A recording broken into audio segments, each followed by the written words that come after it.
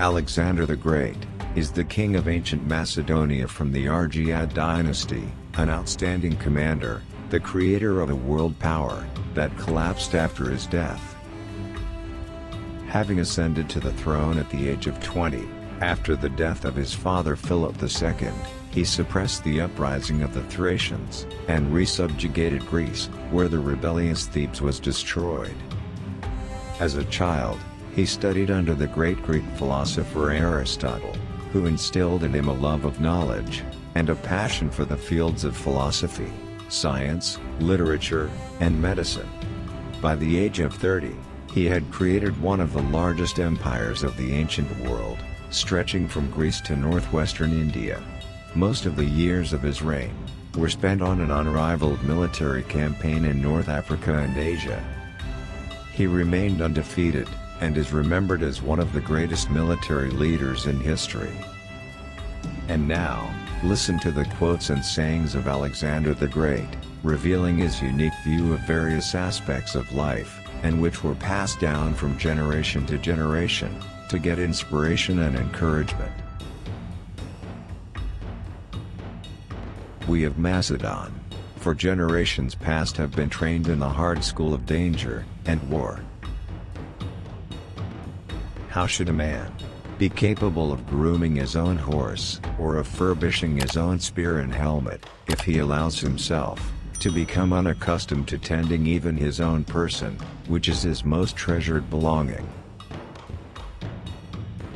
The end and object of conquest is to avoid doing the same thing as the conquered. There is nothing impossible to him who will try. Let us conduct ourselves so that all men wish to be our friends, and all fear to be our enemies. Toil and risk are the price of glory, but it is a lovely thing to live with courage and die, leaving an everlasting fame. On their side, more men are standing; on ours, more will fight. How happy had it been for me, had I been slain in the battle! It had been far more noble to have died the victim of the enemy, than fall a sacrifice to the rage of my friends.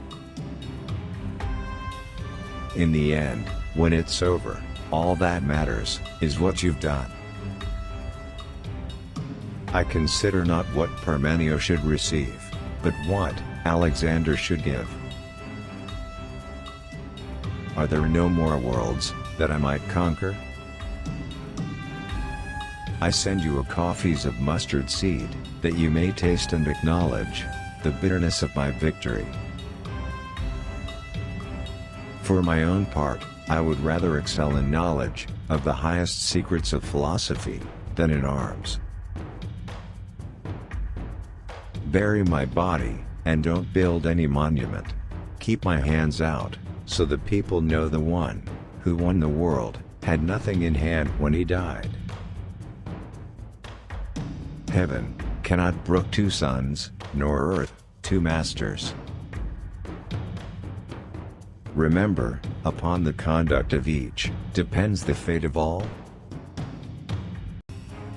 I had rather excel others in the knowledge of what is excellent, than in the extent of my power and dominion. Shall I, that have destroyed my preservers, return home? There is something noble in hearing myself ill spoken of, when I am doing well. I am indebted to my father for living, but to my teacher for living well. O Athenians, what toil do I undergo to please you? True love never has a happy ending, because there is no ending to true love. I would rather live a short life of glory than a long one of obscurity. Without knowledge, skill cannot be focused. Without skill, strength cannot be brought to bear, and without strength, knowledge may not be applied. I foresee a great funeral contest over me. But truly, if I were not Alexander, I would be Diogenes. As for a limit to one's labors, I, for one, do not recognize any for a high-minded man, except that the labors themselves should lead to noble accomplishments. Whatever possession we gain by our sword cannot be sure or lasting, but the love gained by kindness and moderation is certain and durable. I am dying from the treatment of too many physicians. I do not pilfer victory. You shall, I question not, find a way to the top if you diligently seek for it, for nature hath placed nothing so high, that it is out of the reach of industry and valor. I wish that the Indians believed me a god, for upon the report of an enemy's valor, oftentimes depends the success of a battle, and false reports have many times done as great things as true courage and resolution. Every light is not the sun.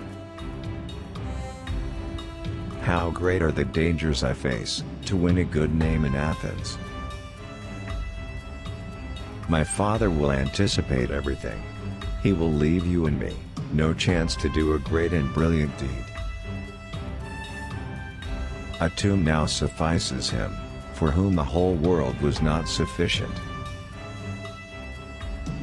Who does not desire such a victory, by which we shall join places in our kingdom, so far divided by nature, and for which we shall set up trophies in another conquered world? With the right attitude, self-imposed limitations vanish. Are you still to learn that the end and perfection of our victories is to avoid the vices and infirmities of those whom we subdue? I am not afraid of an army of lions led by a sheep. I am afraid of an army of sheep led by a lion.